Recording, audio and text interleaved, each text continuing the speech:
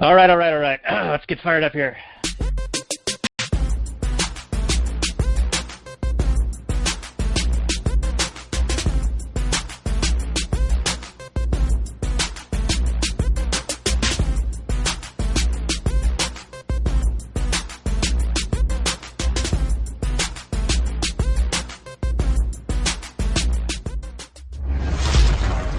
Maximum freedom. Read. Stay on target. Maximum freedom. Stay on target. Maximum freedom. Read Rothbard. Hello and welcome to the next episode of the Actual Anarchy podcast brought to you by the fine folks at readrothbard.com. We run actualanarchy.com and readrothbard.com. This is the show where we talk about movies from an anarcho-capitalist perspective, and today we're going to do a show that I did not think we were going to do.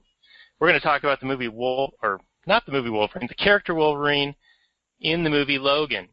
A few episodes back, we did the character to try to ride the coattails of this movie being released because we didn't think that either one of us would have an opportunity to go and see this movie. But Robert was able to get out of his driveway through the snows and the rain and the hail and the storm better than the USPS to get down to some crappy theater and see this. And we have a special guest who has also seen the movie who can really break it down for us with Robert and him, with me not seeing it. It's going to be great.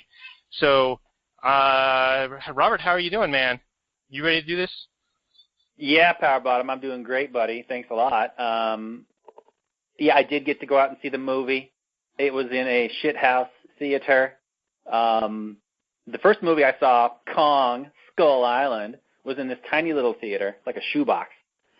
And the sound was just amazing. It was way better. And then I go to this other theater that's like down the street a little bit, but they're connected, you know, they're like the same company.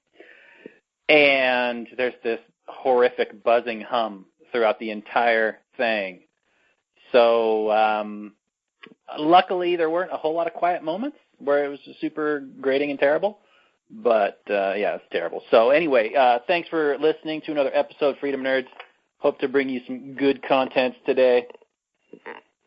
And then over. 10-4, good buddy, picking up what you're putting down. Kid unit number 1 is being extracted from the LZ at the moment. Oh, yes. Why don't we bring on our guest? Yeah, Afro Libertarian himself. The Afro Libertarian, he has come back to join us. He was on the Read Rothbard podcast as a guest for our Martin Luther King Day special, and now he's back to talk about Logan, which is a, shall we say, a savage movie. How you doing, Ryan? Yeah, it's definitely savage. I'm glad to be back. Really enjoyed our last talk. And this is going to be a little different, going from Martin Luther King to Logan. Yeah, 2 movies that couldn't be more different. So, looking good. Yeah, you got any house cleaning type things you want to get out of the way before we dig in? Yeah, I just want to handling for children units. No, children unit is now out of the office, so we can do a little bit of house cleaning. So, like I was mentioning, we do this show where we talk about movies from a Rothbardian Anarcho-capitalist perspective. We run actualanarchy.com and check out all the new links we've been posting up. We've got over 300 stories on there now. We actually feature Ryan's work on there as well, the Afro Libertarian. Just search for that term or click on the little button that says Afro Libertarian, and you can see all the articles that we post from him. We've got Tom Wood's Liberty Classroom link. We've got Amazon links. We've got at the very, very bottom, scroll all the way down. If you don't have Amazon Prime, click on that box. Try it out for free for 30 days. Trust me, you'll love it. We use it all the time out here. It saves us so much hassle of driving into town, hunting and pecking, trying to find things at Target or wherever else. Amazon is pretty good. So that's the house cleaning I've got for us. So let's get into this movie, shall we? Yeah. And spoiler alert, even though this movie just came out, it's been out a week now when we're recording this. We're just going to spoil the shit out of it because, I don't know, it's just more interesting to go along and describe scene by scene, and that's how we do it. You know, we point out Anarchy and analyze the content from a moralist type perspective and any other interesting issues that come up. So I'm just going to give a brief rundown of what the movie is. It's the final supposed movie of Hugh Jackman's Logan career, which spans something like 9 movies. It's a really good send-off, in my opinion. It's in my opinion the best by far. And come at me, bro, if you think differently. X-Men movie. There have been a few decent X-Men movies, but this is by far, in my opinion, the best. And it only has, well, like 3 X-Men in it. Well, yeah, kind of 4. But anyway, so it's an action-adventure movie. It's set in 2029, and Logan is this limo driver, and he's just, ferrying about people on their bachelor parties and their whatevers. And then this young mutant comes into his life, and it sets off this adventure where they have a destination to go to, and we got some villains that kind of thwart and trying to catch up and find and catch this mutant. And is Logan going to protect the kid? Probably. And, that's about the whole plot. It's not complicated, but there is a whole lot that happens in it. And there's some interesting anarchist themes, or at least some moral themes that I definitely want to dig into. Before we get into each scene by scene, Ryan, do you have any opening thoughts just on how well you thought the movie was, or acting, that sort of thing?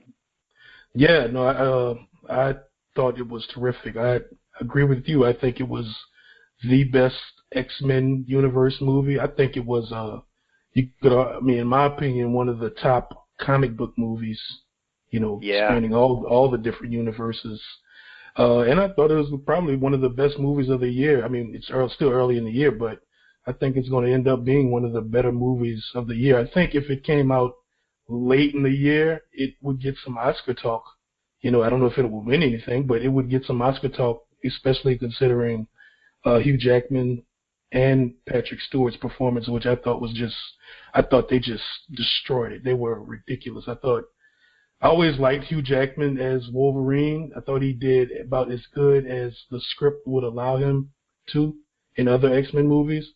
But I always had a feeling, this aggravating feeling like, it's just not the Wolverine I know. I mean, I've collected comic books since the 80s up until about, the mid-90s or whatever.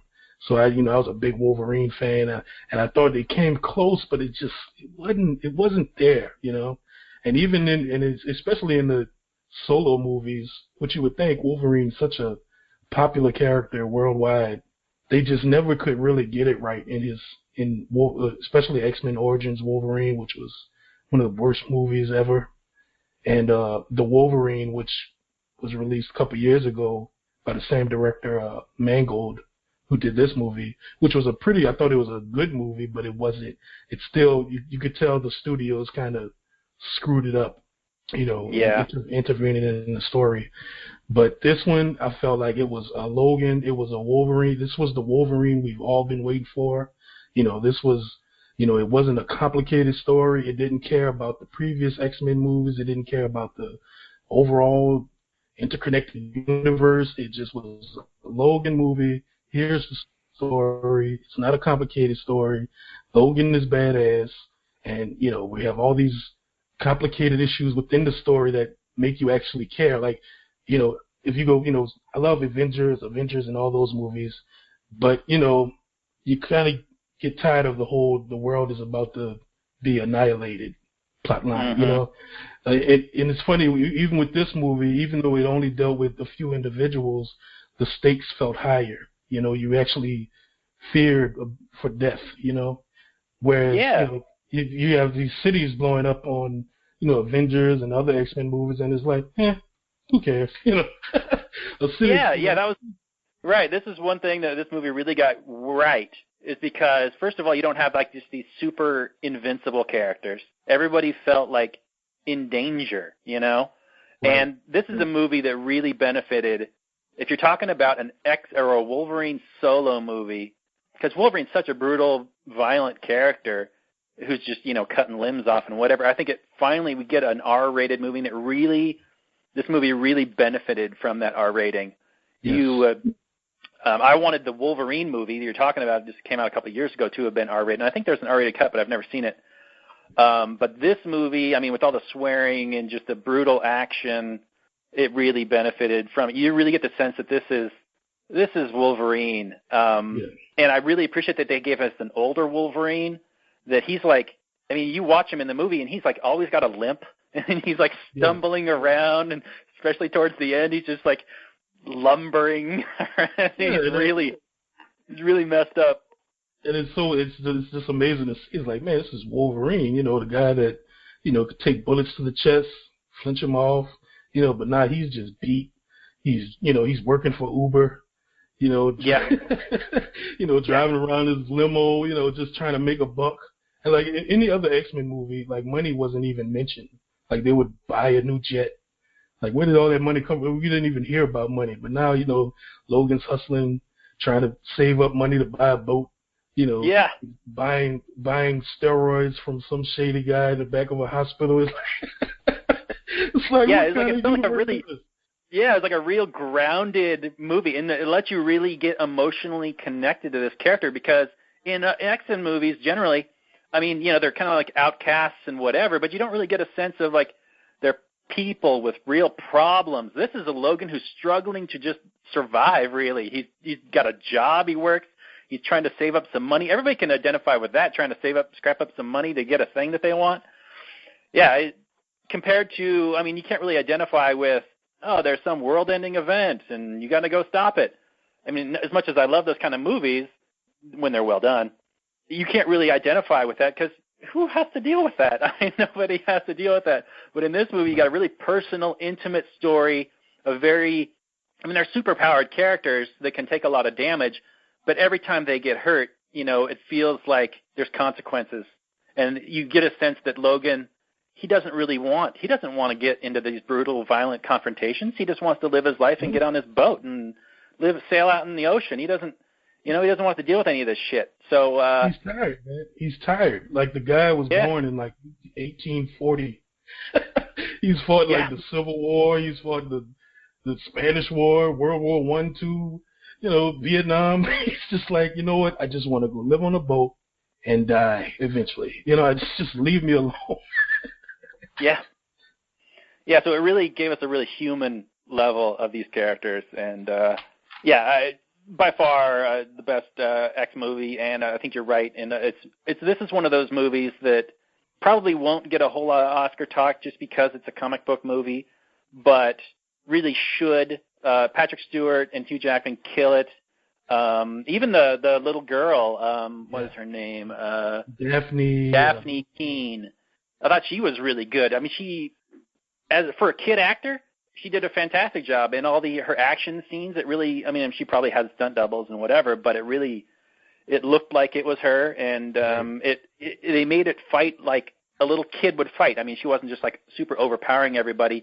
She was like doing these little ninja moves and moving out of the way and getting between them, like she's like a little small character. So she's fighting these big mercenary guys. It's just good stuff. Yeah, no, total little badass. So, okay, Daniel, do you have any thoughts? I know you haven't seen the movie, but before we get into each scene. Yeah, I'll just throw a couple of things in there. It's kind of sad to think that this is Hugh Jackman's last, because when I think of Wolverine and him, like they just go together. But to your point, and I haven't seen this one, but in the previous ones, it seemed like he was playing almost the cartoon version of the X-Men Wolverine when we were growing up, where it is PG or PG-13, so there's not a whole lot of swearing. He's of course still volatile and angry and willing to fight anybody. His fuse is super short, shorter than like a feminist fuse, and to now have this R-rated version of it, I think it's probably, like you were saying, a very nice send-off. And I also wanted to mention that, we brought Ryan on, not only because you were a great guest last time, but because Robert and I did a show about Wolverine as a character, like I mentioned in the opening. But then you wrote in the Tom Woods group about how amazing this movie was, and you started this big thread about it. You were excited about it, and I was like, damn it, we got to do it. We got to do this show. So I said to Robert, Ryan has seen this. It's awesome. He loves it. He's enthusiastic about it. So if you get a chance, go see it, and here we are. Yes. Right. Okay, so Logan, it's the near future, 2029, and the very first scene we get is he's a limo driver, and he's like sleeping in the back of his limo, and he's like at a rest stop, and some guys are stealing his hubcaps, and he's like, fuck. So he gets out of his car, and he's like, guys, those are chrome lug nuts. You're going to strip them. Don't stop. And one of the guys just pulls out like the shotgun and shoots him in the chest. And, of course, we know he's Wolverine. So he gets back up, and like they shoot him some more times, and then they just start beating on him. And at that point, he can't take it anymore, and he just starts chopping some limbs off, and he ends up killing a whole bunch of them. And I thought it was funny. He cares like about the property, like he knows he can heal, but they go to shoot the car, or like, and then he like kind of jumps in front of the bullets. Yeah. Like, stop the car! This is valuable. This is like the most valuable thing I own. Stop. Yeah, it's like I think they were about to shoot the gas tank or something. I don't know. He's like, no, and he jumps in front of the car.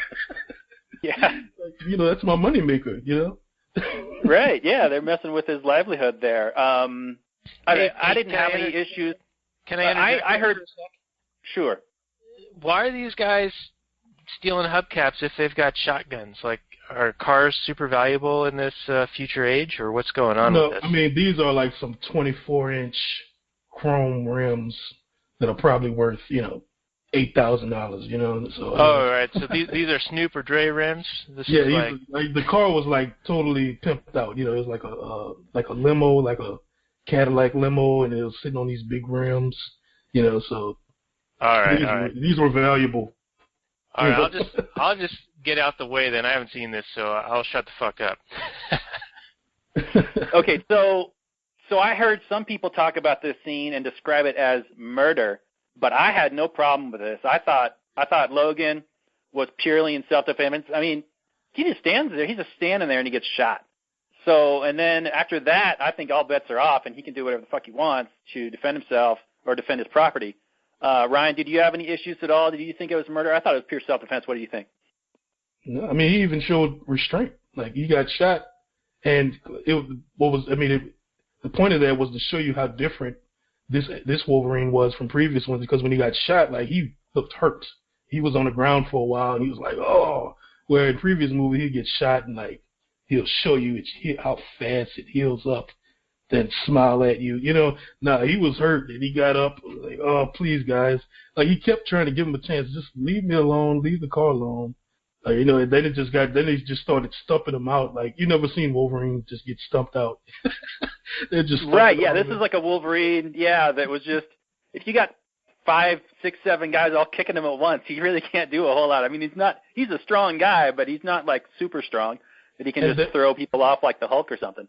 And then he goes to the classic snick, to let the claws out, and one of the claws are stuck, and he has to like pull it out because it's all rusted and. Oh man, I love that. Yeah, it was so gritty and grimy. It was like it came in all slow. It was like it was like so perfect. Like, oh my goodness, he can't even whip out the claws fast anymore, But he whips them out, and then he goes to slicing and dicing. Which, yeah, I mean that was self-defense. The guys that had guns, he was obviously hurt, so his life was in danger.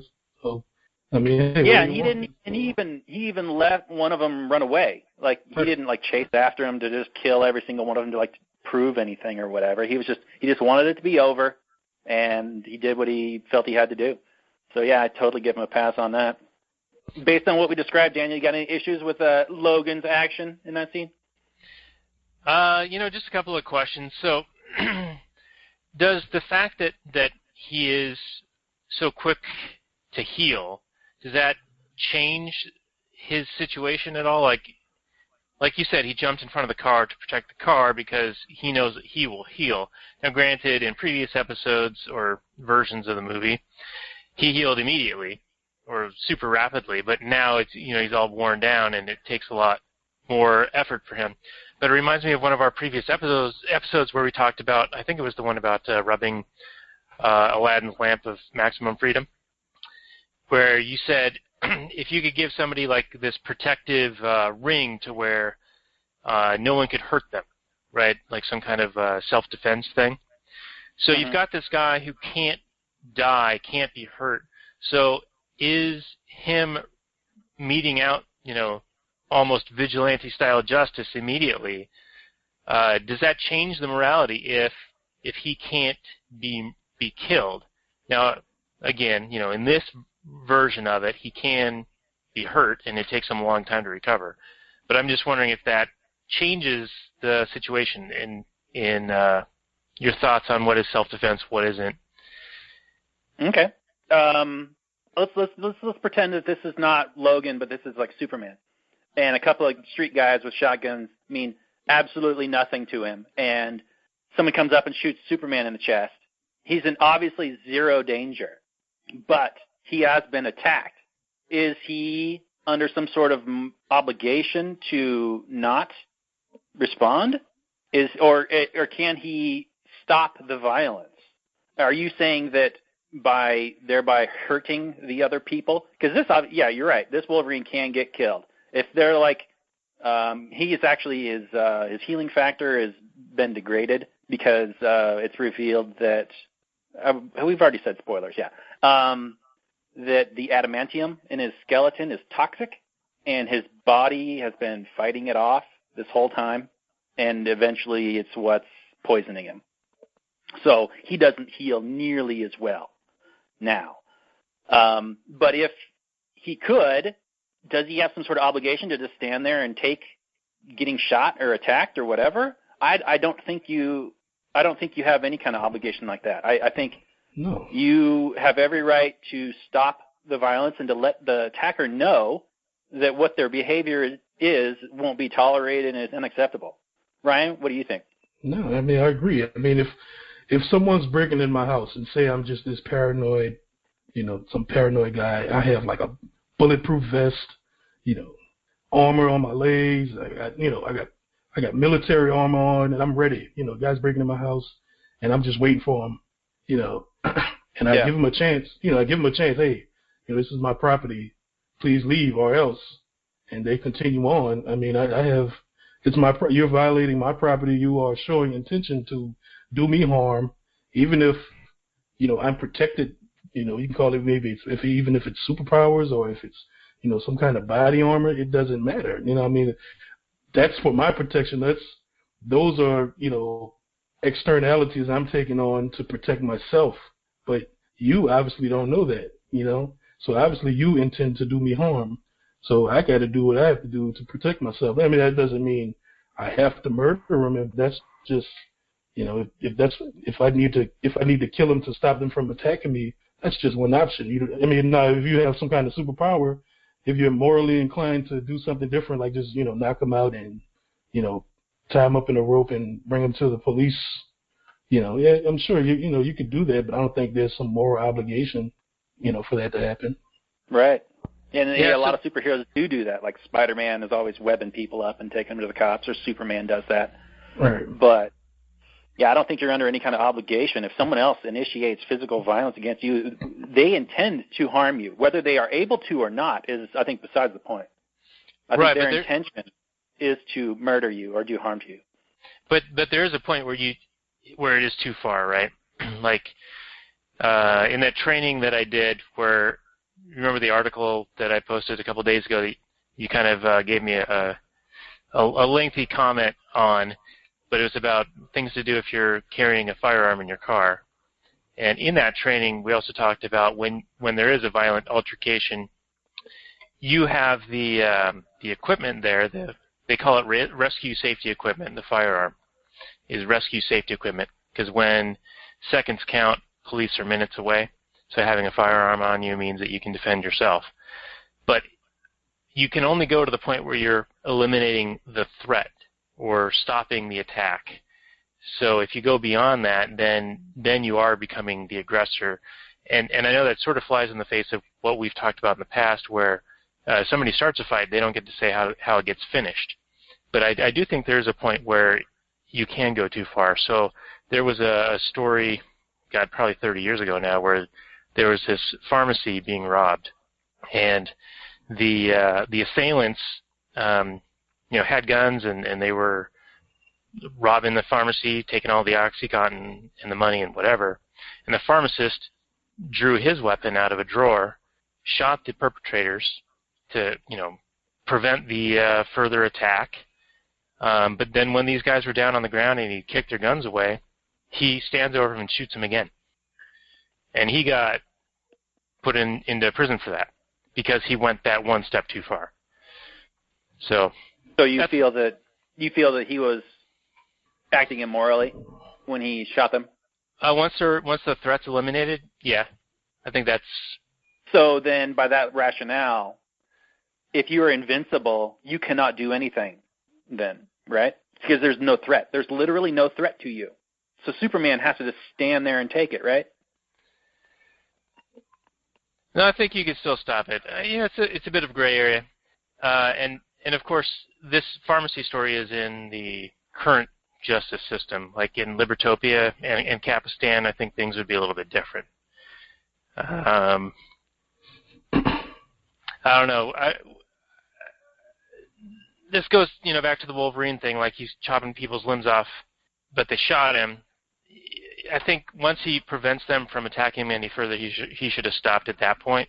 I think that's what Superman should stop at, is when they can't attack him any further, even though they can't hurt him.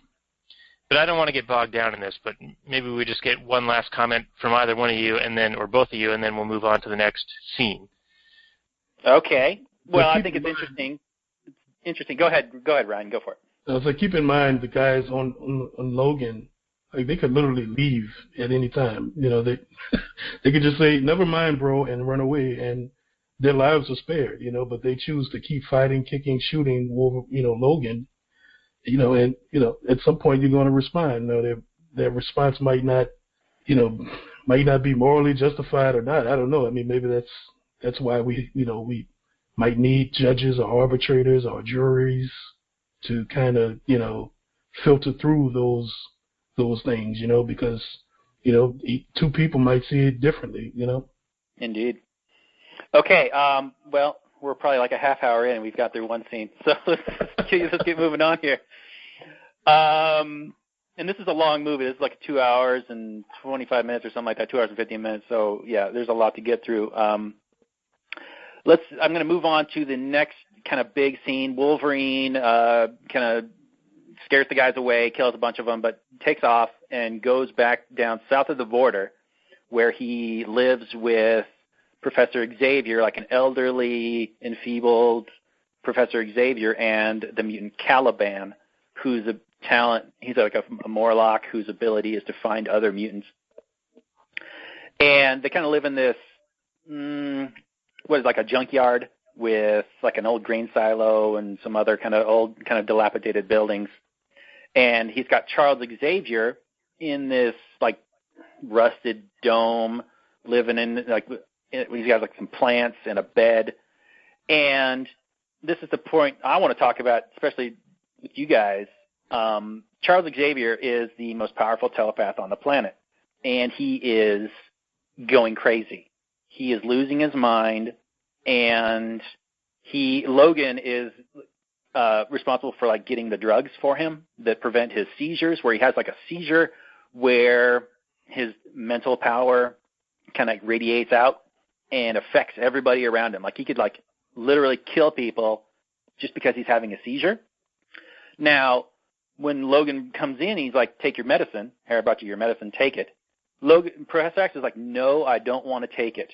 This just puts me into a stupor, and it makes me really dumb and feel terrible. I don't want to take it."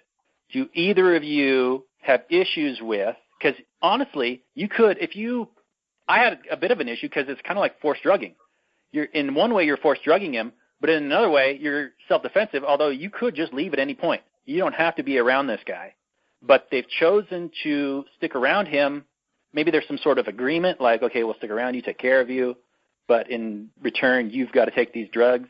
But we don't really hear that conversation. Did either Daniel, from the way I described it, or Ryan, because you've seen it, do you have any issues with this at all? Yeah, I mean, I think it kind of goes down to, mental health, and what that is, and that's kind of a funny area when you're talking about libertarianism and property rights and, self-ownership, because, there are some mentally disabled people out there. And, I have a cousin. If he's not on his meds, he could kill someone, I don't know. I don't know the theories that it's the medicine causing that. I mean, I just know from my personal experience, before medicine was introduced, he had serials, so is it right to be forcing him to take these drugs that pretty much neuter him mentally, to where he's no longer a threat to society? I don't know. I mean, it's kind of a gray area, but I know I don't want him around if he's not on his meds. I know that much. I mean, it's a similar, and it's even worse with Professor X. It's even worse with Professor X because he can literally do harm to, I don't know how many square miles it has to be, but if you watch the movie, he can affect a lot of people just by having a seizure. So you know what, buddy, you got to take these meds, and it's to the point where I think that's why Logan was trying to save up for a boat so they could just get out in the middle of nowhere. And if Charles wants to have his seizure and kill everybody, he can, but it won't affect the rest of the public around him, Right. So I don't know. You got any issues? Sorry, go ahead. Either one of you.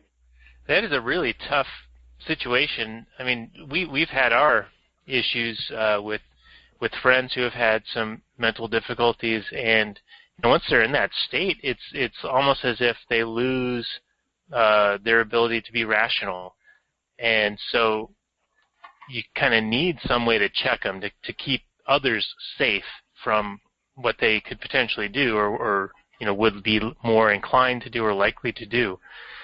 But at the same time, they do have self-ownership. So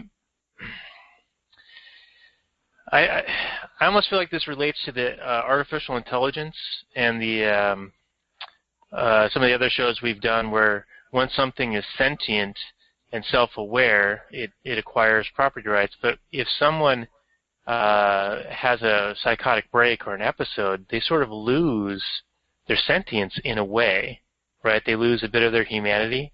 So does that perhaps introduce the opportunity for intervention in their property rights to protect others, protect themselves, protect them from themselves, protect others from them, because they're not fully sentient in that particular time frame? That's an interesting question, but it might open a bit of a can of worms when you're talking about anytime you lose your sentience, like when you go to sleep. Obviously, we all know what sleep is, and we recognize that it's not a loss of necessarily your faculty. I mean, you do lose your faculties, and you lose your sentience in a way. But forgetting that, it's an interesting issue, and I don't necessarily have all the answers. I think it's all solved necessarily or with contracts though, and ostracism. Because if you do have somebody who won't take their medicine and they are dangerous around you, then you simply say, hey, I'm not going to hang out with you when you're not on your drugs. And if you're some old man that has the power to kill everybody with your mind, then I'm going to get really far away if you're not going to take your drugs. And that's just the way it's going to be, because I can't be around you because you could murder me just because you don't want to take your drugs, and not because you intend to do it, but as just a bypass, you know what I'm trying to say. Anyway, yeah. Do you think go ahead, Ryan. No, I was just saying, once you're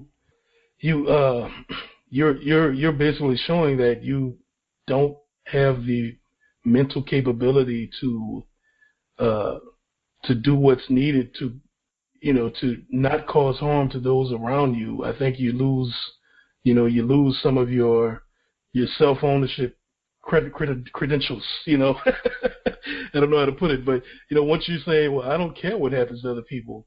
I don't care if I kill everybody around me. I don't care. I mean, as we'll find out in the X-Men movie, in the Logan movie, they hint at Professor X supposedly killing all the X-Men, you know. Right. So it's, you know, he's basically showed to the point that he doesn't care, you know. So, you know, yeah, you're going to take these meds, Professor, you know. At least I'm not, you know, that's the responsibility I'm going to take. I'm going to take responsibility for you since you know no longer can take care of yourself. But as you said, that does open a can of worms because, I mean, let's be honest, that's what the government does every day. Hey, you can't think for yourself. You can't take care of yourself, so we're going to do it for you. You know, and they have constantly pushed the goalposts down further and further to where, you know, it has nothing to do with protecting people. It's just, you know, control, you know. Yeah, we did a movie, we did an episode on Changeling where the bar for insanity was basically disagreeing with the government. So, like Angelina Jolie was like, no, that's not my kid. I know my own kid. I grew my kid. The king cat came out of my womb. I know I can recognize my own child. And the government's like, no, this is your child. And if it's not your child, then we're going to put you in an insane asylum. Yeah. So, yeah, you're absolutely right. It's about control, and you got to worry about that bar. Like, who determines that? I mean, we're there now. I mean, if you're anti-vaccine, you're nuts. Like that's how the mainstream views you. You are a nutcase for not being for forced vaccination. You know. Right. Or forced fluoridation, right. Yeah. It's just... Anyway, Daniel, any final thoughts on that issue before we move on?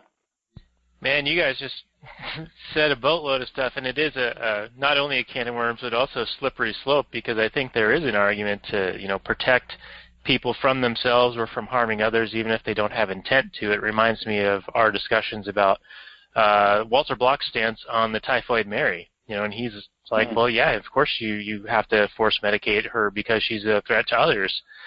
And you and I had an issue with that, and you know, this discussion here makes me think maybe you do. I don't know. It's like AnarchoCapitalist doesn't have all the answers, but I think that it has better answers than the government deciding what should be done, you know, doing the thinking for you. Right.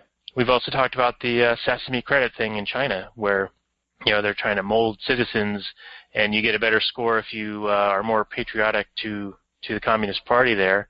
And it kind of is similar. You know, you're trying to mold behavior in a certain way.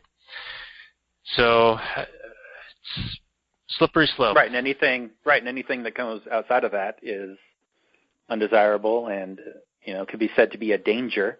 Like, you know, how many times throughout history have governments murdered and prosecuted people as enemies of the state, as traitors or, you know, political enemies? Sometimes you get to the point where all it takes is to have a dissenting opinion, and all of a sudden you're a danger to others, and you need to be murdered. Yep. Okay. Yeah, so we solved nothing. Hey, this movie is grim, and we're going to talk about grim topics here. So he's at this property, right? He's at this kind of like junkyard. And Donald Pierce, the lead Reaver guy, comes up. He comes onto his property, and Logan says, "Hey, this is private property. You need to leave." Hey, before we get into that, two things. Number one, in the case where you were saying that Logan could decide to get miles away from Xavier because his range is yay far, so he would know to get far away, do you think that Logan would then have any obligation to make it known to others that they're in a risk zone? Oh, we're going to get into that, because that is a huge issue later on in the movie. Okay. And then number two, you just started talking about Reavers. Maybe tell me what the Reavers are before you start talking about what they do. Okay, so the Reavers are, back in the comic books, they were back in Australia when the X-Men got teleported by Gateway down to go fight the adversary and whatever. They were like, the world thought they were dead, and they were down in Australia, and these Reavers came along led by Donald Pierce, and they were like, there's a guy with tank treads for legs. There's a guy with bionic arms. They're all basically like half man, half android, like, you know, cyborg type people. And they all wanted to kill the X-Men. I forget if they were like hired to kill the X-Men or just hated them. I forget exactly. Maybe Ryan knows. But yeah, they're just like these mercenaries with cyborg enhancements. Yeah, that's it. So Donald Pierce shows up at the place, and he's looking for this little girl. And Logan's like, well, I don't got your little girl, so you can just leave. And turns out the girl is on the property, and she throws like a pipe at the back of his head. And then Logan, he's got this like unconscious mercenary. He tells Caliban to like go dump him off the property, take him and go dump him off the property. And so Caliban does while Logan is like dealing with whatever else. Then Caliban he's about to dump Pierce out off the property, and then all the other like some federales come and some other Reavers come, and so then they all kind of storm onto the property, and everybody's like, oh shit, what do? We got to get out of here.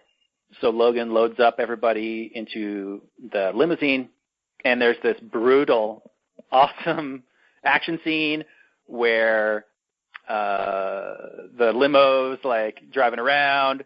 Then am I getting ahead of myself? There's an action scene before it with the Reavers like beating it. They like beat up Wolverine, and then there's a scene where X-23 is a little girl, and she's like fighting and killing a bunch of them. Does that happen before the chase scene, Ryan? I think it does, yeah. right? Yeah, okay. Because when Caliban, he's going to dump Donald Pierce, down the road or whatever, and that's when Logan starts to get a chance to, who the hell is this child? I think at this point, the child, the woman, the nurse who had the child with him had already been killed. And, right, yeah. Yeah, and Logan, he put that together, and she had wanted Logan to, she had paid him to take the child to North Dakota or whatever, and and yeah, that's when she's sitting eating cereal, and the body's getting dumped, but then the federales and the rest of the Reavers roll in, and Logan, he's just like, hey, y'all gotta go, but he's like, oh shit, it's about to go down, So he's trying to he's at this point they haven't seen the child yet, the Reavers, so he's like, hey, well, there's no child here, you guys gotta go.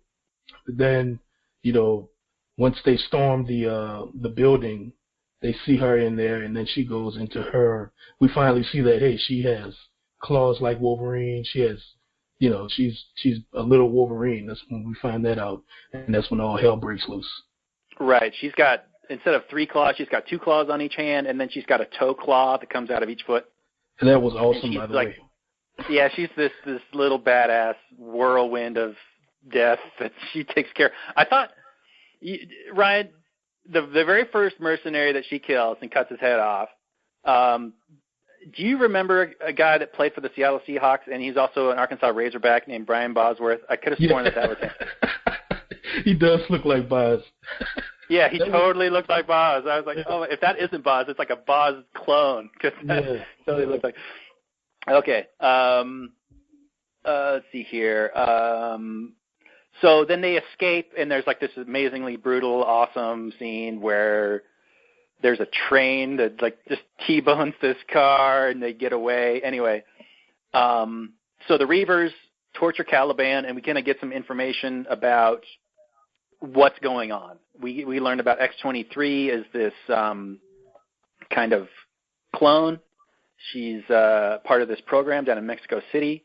The nurse that was taking care of X-23 made like a video, like a little mini documentary inside. You're not supposed to see this, but I'm showing you anyway. Expose to show to whoever finds her after she's been murdered. And we learned that this Transigen company, who I think is kind of like I don't remember exactly, but it's like, it's showed up in X-Men movies before. And they are this company that is growing. They're basically a defense contractor where they are growing weapons, people to weaponize, mutants to weaponize. And it's not clear if they've got like government contracts or whatever, but they seem to kind of operate without government impunity, although later on there's kind of a big deal about them not being able to go to Canada.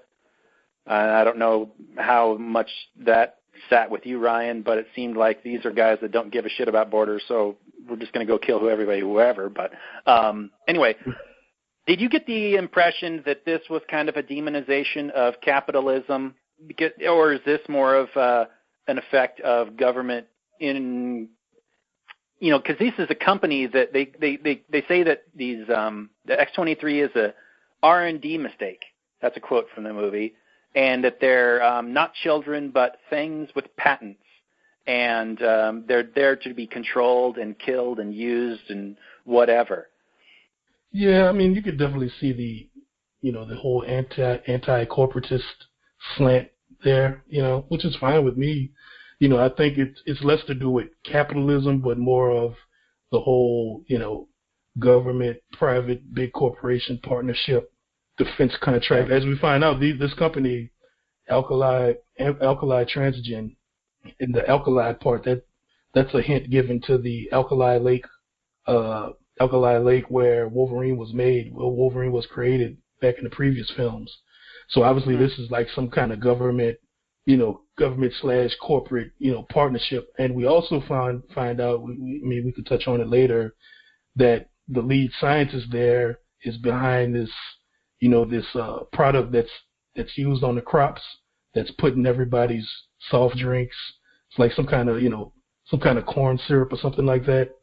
That winds up being behind the reason no new mutants are being born for like the last 25 years.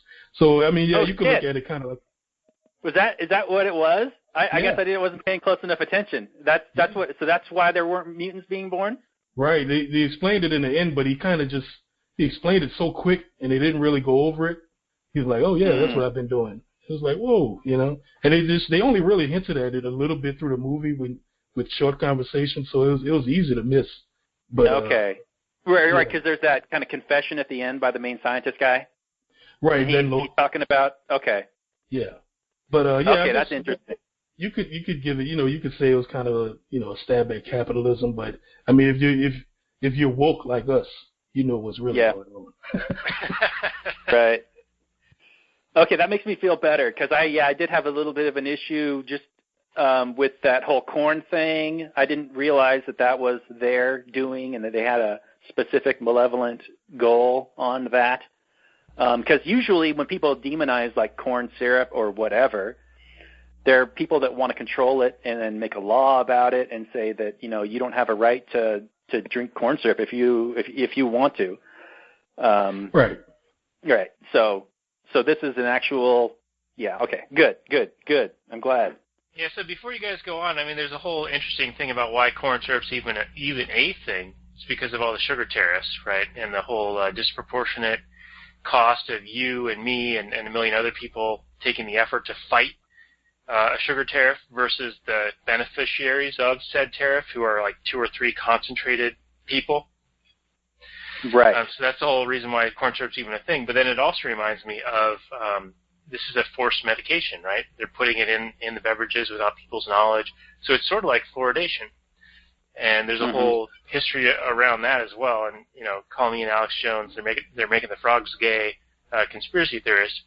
But, back in the 40s or 50s, Alcoa had all this extra sodium fluoride laying around. And what do you know? One of the guys from their board of directors happened to get into the Department of Health. And lo and behold, there's this problem of all this extra sodium fluoride. There's this made-up health thing about fluoride being beneficial for teeth. Marry the two together, they make a mint. So that's well, and also I've heard also that the first government to put fluoride in the water was the Germans, the Nazis, and they did it because fluoridation, or the fluoride, sodium fluoride specifically, makes people docile. I don't know if that's 100% true, but that's what I've heard multiple times from multiple different sources. I don't know if that's a Mockingbird thing, but it seems like it could be true. Okay, so the Logan and the gang get all that information about Transigen from this video as they're driving north. And the first kind of main stop that they get to is Las Vegas. And as we were talking about, I mean, would you take this basically human brain bomb into a super highly populated, dense area? Do you have any kind of moral obligation to not do that? It's an interesting question. So anyway, they get to Vegas, they go up to a hotel, and they're like, we need to buy clothes, and they buy clothes, and they're sitting and they watch the movie Shane, which this movie has a lot of, I guess, themes borrowed from it. I guess Mangold, he watched Shane a whole bunch of times when he was making this movie. So then there's this, but then the Reavers catch up to him, and Logan is out. He needs to get rid of the limo. And so he just takes it to like a shady part of town, and he just hands the keys to like some dirty-looking biker guy. And he's like, "Here, go to town." And then he goes and he buys some other truck, and he drives back to the hotel. And the Reavers have shown up. They're like guarding the hotel, and because Caliban, remember, has been tortured, and he's able to track them. And Charles has a seizure, and Logan is down on the ground floor, and he has to make his way through the casino floor lobby, through all the stuff, and get to the elevator and up, and then back to the room. And he's basically the only one, due to his like healing factor and maybe some other issues, that is able to really kind of fight through it. And everybody else is like vibrating and in pain and frozen. Like in previous movies, we've seen Charles Xavier being able to just freeze time, basically. Not freeze time, but freeze everybody around him so that it seems like time is frozen. He's done it in a bunch of movies, but now he's like old and crapitated, and he has these seizures. But we see that this time he had a seizure, and it's almost intentional because the Reavers are in his room, have guns pointed at him with the intent to kill. So you get the idea that he is doing this defensively, but he can't control it, and he's actually causing danger to thousands of people. So does anybody have any issues with that? It's like the only weapon you have to defend yourself is an atom bomb, and you're around a whole bunch of people. Do you pull that trigger? Do you have some obligation to not? Thoughts, anybody?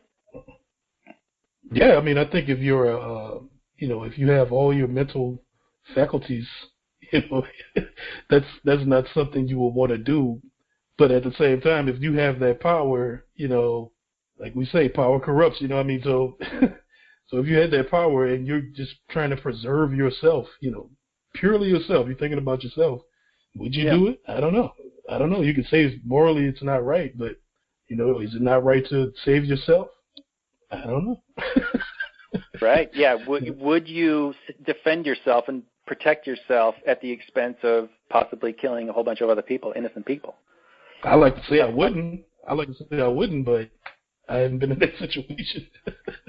Right. I mean, you're not the moral actor, I don't think, in that situation, but yeah, it's kind of hard not to be aware of that because you're not instigating the violence. You got people chasing after you, going to kill you, and they know, especially these people, they know what he's capable of.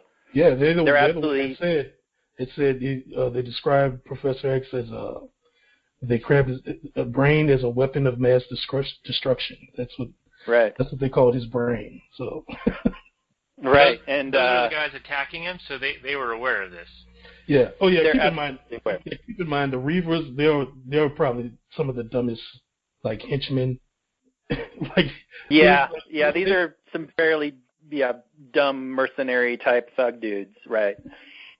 Who are just basically under the command of this main scientist guy who doesn't care if they live or die. I mean, they're just out to get a paycheck probably. We're not giving any kind of motivation for them other than they're people under the pay of the Transigen to recover X-23, which is an escaped, what they see as escaped property of theirs.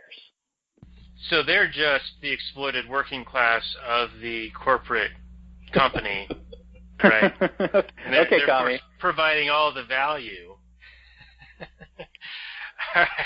Hey, Sorry what did you think about Wolverine just stabbing his way through those guys?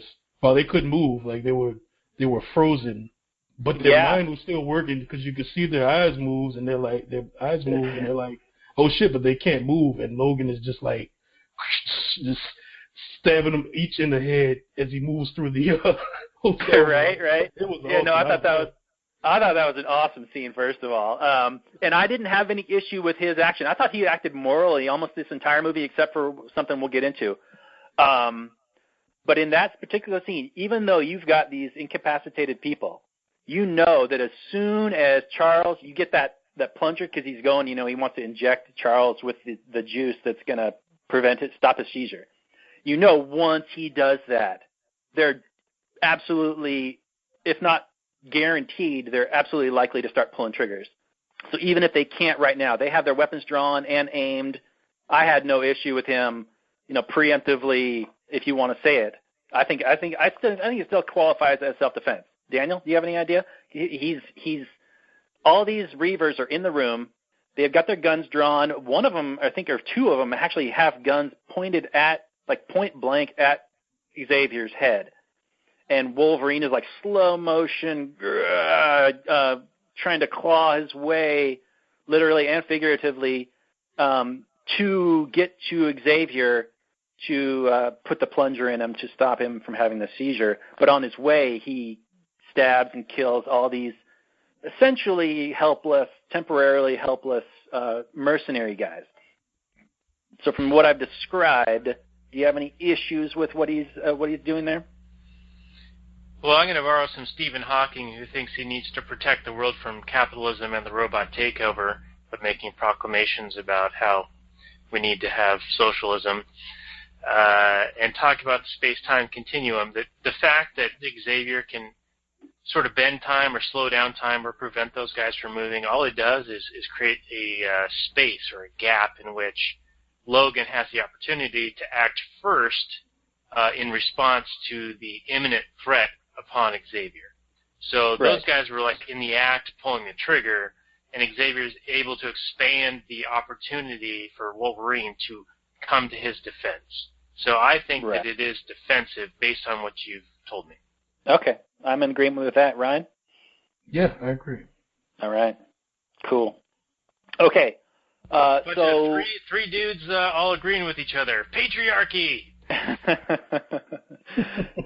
Okay. So they're all the Reavers are all dead, and they make their way out of the hotel, and they load them up into a truck, and then they all take off. And the next thing, unless Ryan, you got another thing, the next thing I wanted to talk about was the accident scene. So do you have anything before that? No, go ahead. Okay. So they're driving along on the highway, and we don't really get an idea of exactly where they are, but they're out in the countryside somewhere. And it's the near future, remember, so there's these self-driving tractor trailers. So like imagine an 18-wheeler trailer, semi-truck trailer, but without the cab, and they just drive themselves. And they're just whipping along the freeway, okay? And Logan's driving, and he kind of gets like boxed in a little bit, or one kind of comes across, is like changing lanes and kind of like gets into his lane, so he has to go off-road. So basically it causes an accident. And he kind of self-corrects, and then on the other side, a family with a trailer full of horses crashes. And this is something that we're probably going to see seeing here in the near future with these self-driving cars and self-driving transports. I think this is something that the market would handle with insurance and other things like that. But it was interesting that Logan was like annoyed and hated them. And they seemed to be just driving really quickly. And I don't know, it didn't look like they were adjusting, or I don't know. It seemed like they just caused accidents. And, in the movie, we don't see any kind of recourse, but I imagine in real life we would, of course. But yeah. Do you have any thoughts on it? Yeah, I was doing some review on it, and somebody pointed out that, remember, this entire area here is this farming area is under the control of the same company, producing these crops, these corn crops. So they basically, I don't know if you could say they own the roads, but, they run this whole section except for that one little family. So they're just using the roads, got their, they have their tractor trailers automated, and they're just going about it. They don't really care who's on the road because they pretty much own all of it in their eyes, So they just want to have their goods delivered as quickly as possible. So they're being a little bit more reckless than they would otherwise be. I mean, I gotta think that the market would handle this. We don't need a state trooper on a motorcycle starring in a 1980s TV show to solve this problem.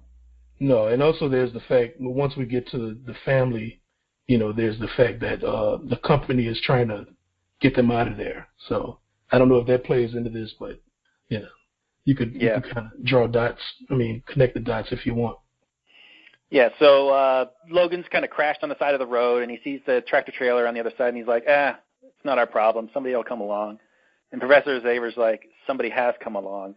And so then they go over and help them, and Professor Xavier still has some of his faculties left over, and he's able to corral these horses that are kind of running wild and about to get run over by these tractor trailer things. And then the grateful family is like, hey, you guys want to, come over for dinner? And Logan's like, no, we got a lot of traveling to do. But Professor Xavier is like, yeah, that sounds great.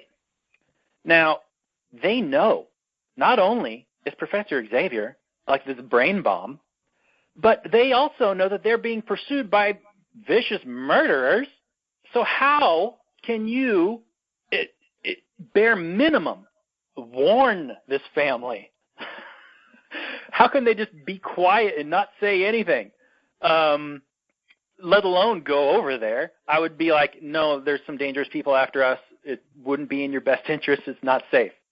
That's what I would say. But instead, the movie is kind of like, well, we need Logan to realize that family is something that he needs.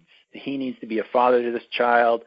And so Professor Xavier needs to show him that, hey, look at this family. This is what it's like to have a family. So from a storytelling standpoint, I'm like, okay, it's kind of maybe a little ham-fisted. But from a moral standpoint, I think it's completely irresponsible to not only bring a brain bomb into this family, but second of all, have being pursued by these vicious murderers and not assume that you're so far ahead of them that they're not going to catch up to you in the time that you're here. Especially since later on, they're having dinner and then they're invited to stay the night. It's like, what? And Logan's like, yeah, okay, no, we need to go stay in a hotel. It'll be a lot better. But then Patrick Stewart's like, no, I'm tired. Let me go to bed. We'll stay over. Like, what the hell? Ryan, did you have any issues with this? I had massive issues with it. Yeah, I had major issues. This whole part of the movie, I felt kind of dragged it down a little bit. This one, I guess, I don't know, watching it, I just kind of felt, we'll get further into what happens, but I think the whole point of this was to show where Charles Xavier was at mentally. Like, he was always someone that was all about the greater good and thinking about the public and making sure we protect everybody. But now he's a selfish old man. He doesn't care. He just wants this last day. He kept saying he just wants one day to feel like a family again, to, just to sleep in a home like a regular person. So he's at this very selfish point to where he just wants what he wants. He doesn't really care, what happens to anybody, So, he's no longer the good moral, compass he used to be. We're different. Right. And Logan, he never was that. But he at least has enough to be like, no, we really shouldn't be here. He tries to tell the professor, but the professor is just like, no, let's just stay one night. And so I guess eventually he just said, Wolverine just said, okay, let's do it. But I had a big problem with it. Like, they knew what was going to happen. They knew what was going to happen, what they were bringing to that family. Yeah, I don't know how you can, in good conscience, even if you're not the instigator of the violence, that people are chasing you. And that it's not safe to be around you at that time. Yeah. So, yeah, that just really had a big issue with that. And yeah, not so much Logan's perspective. He was trying to get everybody to know we need to go. But Professor Xavier was just like you said, he's being selfish, and he's just like, I don't care what happens. I want to show you that, yeah, we need to be a family, and family's great, and I just want want what I want. Yeah. Anyway, Daniel, from what we've said, what are your thoughts on this? Well, I think this goes back to, does he have all his faculties? Because it sounds like this might be him not being exactly rational. You know, I mean, they're obviously being pursued by people trying to kill them. Is he aware that he is a brain bomb as well? I mean, he knows he needs this medicine, right? And he's like resisting taking it at times. So yeah. I wonder if this is in alignment with his mental difficulties. You know, is this a decision that is being made that isn't a fully rational thought? Well, when Logan plunges him in the hotel, I think he asks him how long it had been since he'd taken his medicine. I think he says 2 days. Which, yeah, knowingly going into a massively populated area like Las fucking Vegas, knowing that you could have a seizure and potentially murder thousands of people, tens of thousands, hundreds of thousands of people, it's unconscionable. From my point of view, I couldn't have that on my conscience, even if I'm not necessarily, anyway.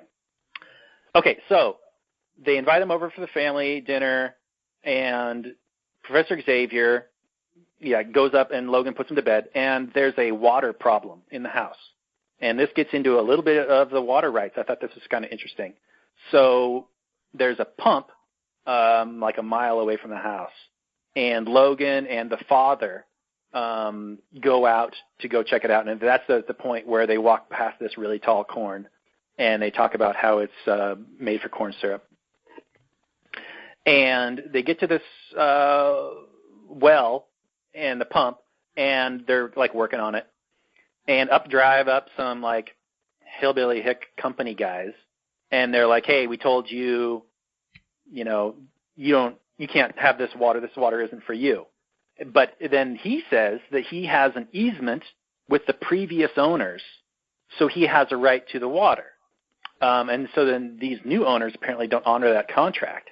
And then there's some violence. They like have guns, and Logan, of course, is like, "Come on, really?" And he like knocks them out, and they take off.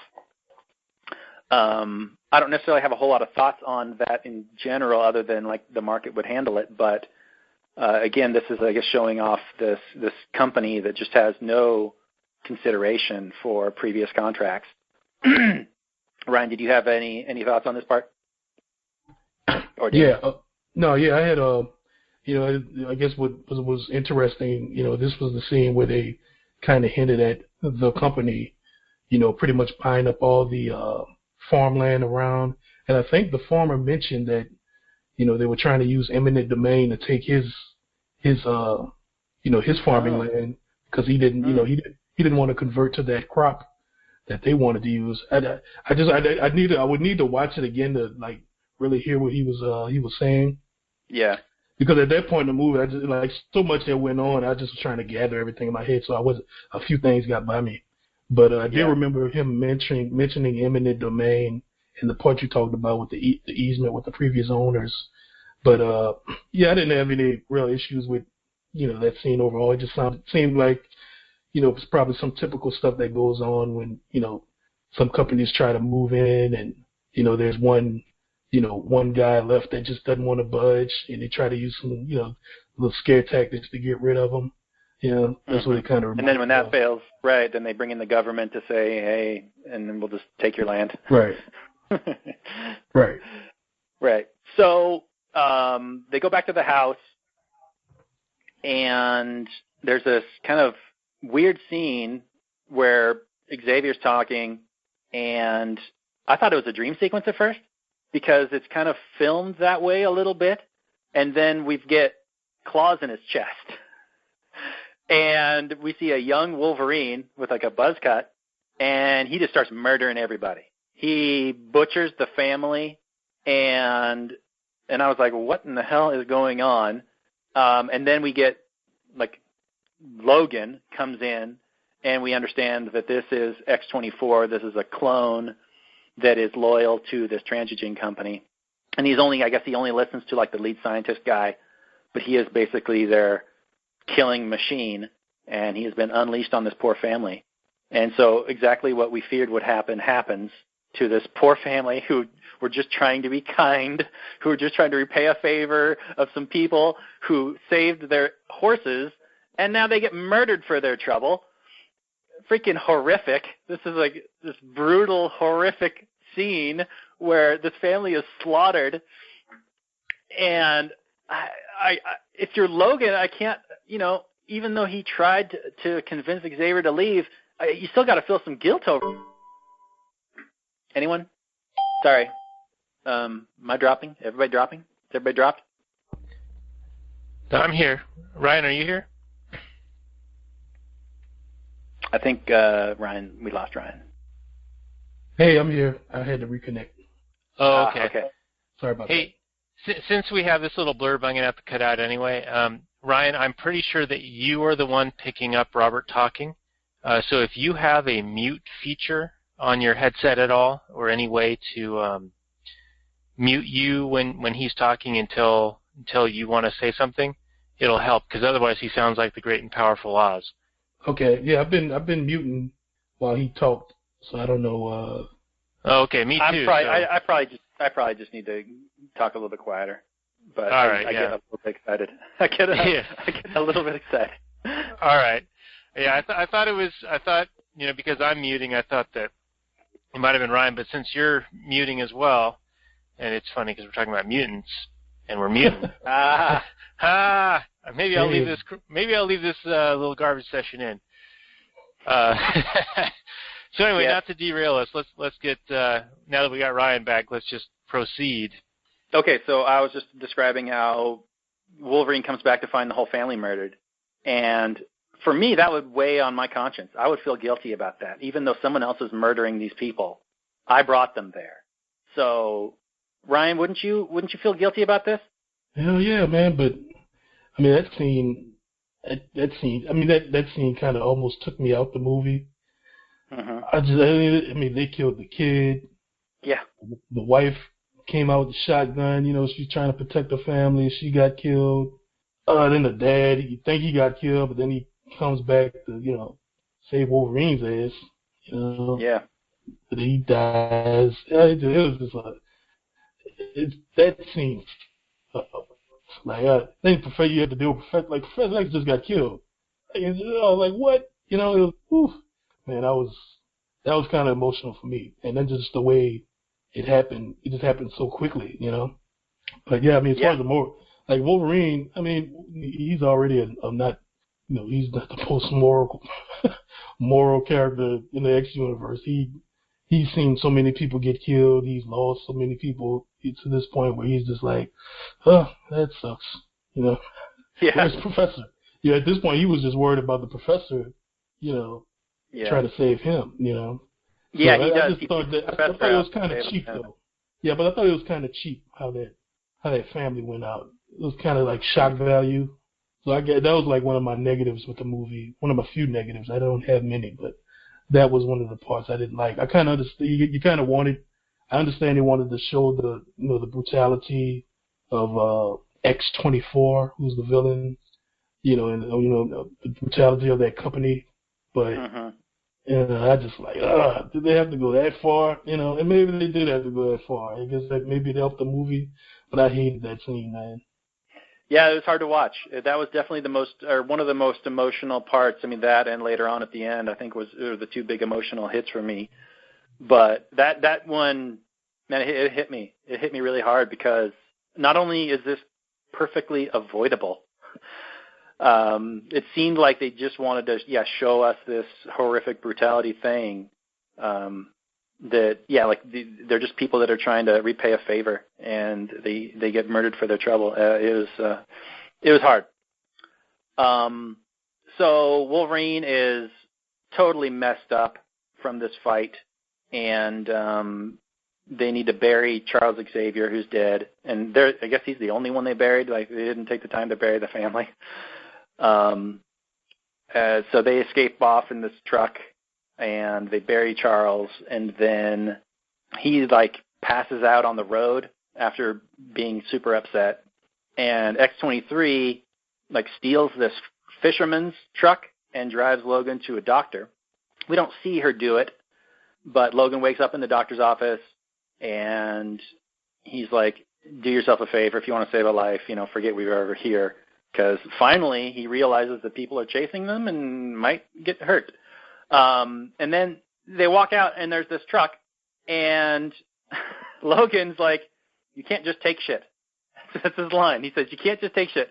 Even though earlier in the movie, there's a scene in a convenience store where Logan just like steals a pack of cigars and a battery phone charger.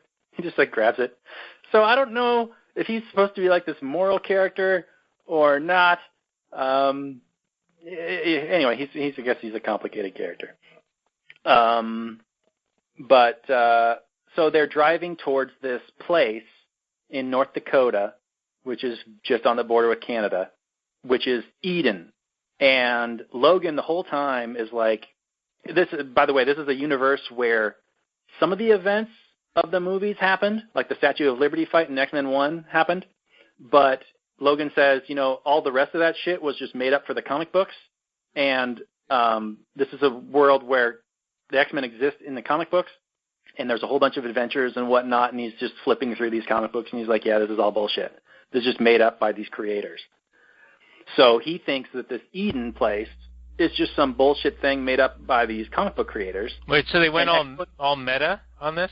Like, there's comic books about the X-Men in this movie about the X-Men, and they make reference to it. It's like breaking the wall? Nah, I wouldn't say it's breaking the wall, because it's just a world, a new universe where comic books exist about the adventures of the X-Men, but most of it's made up. Not that they recognize that they are comic book characters. Does that make sense? All right, so it's like halfway through the wall. It's like the Kool-Aid Man bashes into the wall, doesn't make it all the way through. Yeah, I mean, it's like basically, the X-Men were these heroes from way back when, and, eventually mutants died off. Like, it's been 25 years since a mutant was born. So, there's, these legends that have been created about mutants. There's kind of this thing of the past that people talk about. Hey, remember when mutants were walking around? And, obviously there would be some pop culture references that get created, like some pop culture, maybe, comic books and stuff, stories get written, So that's kind of how I looked at it.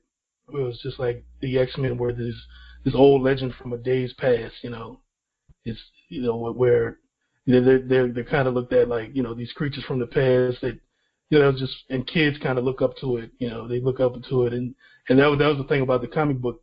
These comic books were read by these kids that were created at this company. And so Wolverine was thinking, there's no such thing as Eden. These kids just read about Eden in one of these comic books, and they think it's something real, Right. Okay, right. Yeah. This is, Wolverine is fairly famous. So yeah, and mutants are really rare now. So like early on in the movie, there's a scene with Donald Pierce where he climbs in his limo and he tells them that he's a fan. So we don't know if he's necessarily a fan of him or necessarily the exploits of Wolverine as depicted in comic books.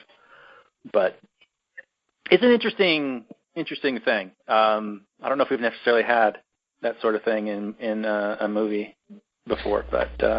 Yeah, that is kind of interesting, because I think that, kids growing up maybe 50 years ago, maybe longer, had all these stories about cowboys that were, popular, like children's books. I don't know if they were comic books per se, but they were stories about adventures in the Old West. And so it would have been a time gone by and, play cowboys and Indians and all that. That's a perfect analogy, actually. It was the director, he's like a big Western fan, so it wouldn't surprise me if that was kind of something he was going for, to where, we know the Wild West was not how it was portrayed in the movies, but, if the stories get told over time and Hollywood gets involved and, it sort of gets ridiculous, and I guess that's what they were trying to portray with the comic book, Yeah. And the fish get bigger every time, right? Right. Every time they tell a story. That reminds me, Robert, I think that we should do a Western at some point, because when we did the Changeling episode, we discovered that Clint Eastwood was rather libertarian, and I think he's done a fair number of movies that are worthy of discussion, Unforgiven or Fistful of Dollars or Good, Bad, and the Ugly, or even Shane that we mentioned earlier on this episode might be one worth talking about. Lots of good stuff there. Yeah. Or we could do the Jon Favreau Cowboys and Aliens, which is probably a bad idea. But yeah, we should probably do a cowboy movie at some point. I recently rewatched Good, Bad, and the Ugly. Well, actually, I rewatched all the spaghetti westerns, and I think the Good, Bad, and the Ugly is has the most meat on it. There's a lot of going on in there. It's a fairly long movie. It could take us a bit, but yeah, there's some good stuff for sure. All right, maybe we'll have Ryan come back if you're into westerns, man. That'll be a no. I can't say I don't hate westerns. I really never got into westerns. So it's just one of those things. I'm gonna sit down one day and just watch like the top 5, spaghetti westerns or whatever. But my dad was into them, and since he was into them, I was like, I'm not gonna watch it. Well, The Magnificent Seven is actually really libertarian. We did that movie a long time ago, back when it was the Reed Rothbard podcast. And there's some seriously libertarian type philosophy going on in that movie. But if you're interested, if you're not, it's no big deal. Not the remake, but the original. Oh, see, I saw the remake, but I never saw the original. I heard that they just gutted the philosophy of it in the remake, but I haven't seen it. I'm sure it wasn't one of my favorite Quentin Tarantino movies. You mean the Magnificent? You mean I'm thinking The Hateful Eight? Yeah, I'm thinking of the other movie. I'm sorry. Yeah, there's the Hateful Eight. That was a Quentin Tarantino, but there's a Magnificent Seven remake that came out last year with all those Denzel Washington and all those guys. Yep, that just shows you. Don't call me for westerns. There you go. All right, so let's get back. We don't have a whole lot left of this movie. I just want to say that I'm a sucker for any time someone is dependent on someone else for doing something, and they're just like, no, okay, I'm just going to do it myself then. Because the Logan is driving them to North Dakota, and he's like super beat down at this point. He is tired and in really bad shape. And X-23 is just like, let me drive, even though I'm just like a little kid. I mean, this kid's like, 10? And he's like, no, you can't drive. And at one point, she's just like tired of having Logan just sleep. And she's like, okay, I'm just going to drive. And so she just sits in the driver's seat and just takes off and gets them to their destination. So I appreciate that when people just take matters into their own hands.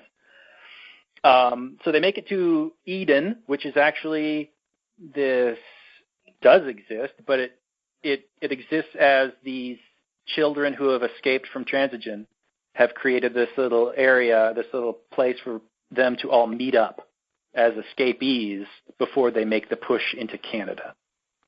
And so everybody's there's like Richter and a whole bunch of like nameless. If you look in the credits, there's just a bunch of nameless mutants. I mean, it's just like guy that can breathe whatever, an electricity guy and stuff like that. And you find out that most of them are clones of other mutants. Like X-23 is Wolverine's clone, and like probably the electricity guy is Storm's clone, and we're not given exact specifics, but we get the idea. There's a nice touching scene between X-23 and Wolverine where Wolverine is having nightmares, and he gets nightmares because of the people he's hurt throughout his life. So he does have, he's not a huge fan. He's got to this point in his life where he's seen enough violence and pain and hate, and he just wants to live out his life, man. But this shit keeps happening. That scene. And no, go ahead. I was like, oh, that was a good scene when he says, he says something like, everyone I care about dies, everyone I care about gets hurt, and X-23 was like, I guess I'm safe then, and she just walks off, and it was like, oh. Yeah. Yeah, because at this point, Wolverine is like, okay, I got you your location. I'm going to bail, even though I know you're basically my child, genetically. I don't have any kind of obligation to, anything else. But when he sees, the transigen thugs chasing after these kids that are just trying to get away, he can't let that stand. And he's gotten this serum which helps you heal, because he's all broken down at this point. He is old man. He's staggering around Frankenstein style almost, and he juices himself full of this serum that you're not supposed to take all at once. You're supposed to take just a little bit because it's too much is toxic. But he jacks it all into his neck, and he takes off running to catch up to these thugs. And we got our big climax of the movie where these kids are just trying to get away, and all these transigen mercenary Reaver guys are capturing them. And I don't think any of the kids get killed. Do you remember any kids getting killed, Ryan? But they're all attacked and kind of captured. And I think it was one got killed. It was really quick. One got killed. I don't know if he was captured or killed, but it looked like he got killed. But that's when they started fighting back, which I thought was pretty cool. Yeah, we actually get to see them use their powers, which is nice. They didn't do a whole lot each, but there were so many of them. We got a really nice, satisfying battle between X-24 and Wolverine, who I appreciated that Wolverine was losing every time. Because, you're facing a younger, faster, stronger version of yourself, you're probably going to lose. So, yeah, X-24 basically kicks his ass, and he's also fighting with Donald Pierce and all the other Reavers and whatnot. It's a nice little cap ending action scene. Yeah, it was awesome. Yeah, I just loved how he was. We finally got to see Berserker Wolverine. He was right. He was amped up on that steroid stuff he took, and he's like running through the forest, claws out. I think he howled once. He was like, "Oh!" and you heard him coming. He's just racing through the forest. He's just chopping each one of the Reavers coming from behind. I mean, it was a great scene, great action scene. Yeah, definitely. And then we get the scientist kind of gives this speech, which is abruptly interrupted. Wolverine just shooting him in the neck. He's just like, yeah, pow. Because it's funny, early in the movie, Logan says, "I don't like guns." But, at that moment, he's like, "Whatever, man." Boom. Yeah, he's just like, "I've had enough of you, buddy." And so then he shoots him, and then Donald Pierce gets summarily killed by all the little mutant kids. And then in the previous, let's talk about the adamantium bullet a little bit. In the previous movies,